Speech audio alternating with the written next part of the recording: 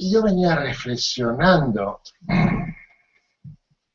casi siempre me pasa lo mismo, cuando estoy delante de un auditorio, además esta vez voy a empezar sentado, o sea que yo creo que nunca lo he hecho, es que me gusta experimentar.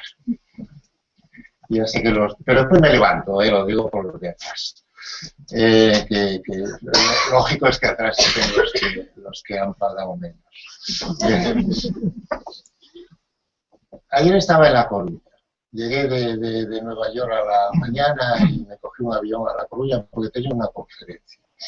Y de repente, pues me encuentro a una persona que no veía desde hacía 30 años en CaixaBank, era para CaixaBank.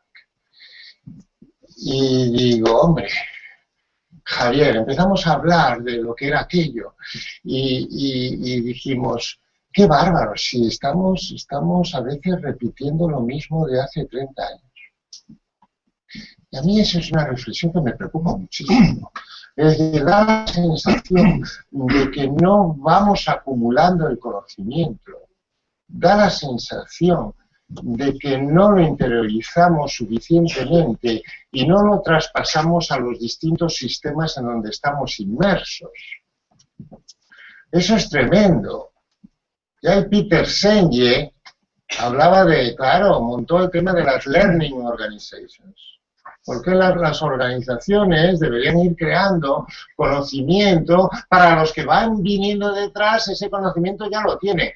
Pues no, parece que es otra vez a recuperar ideas, modelos.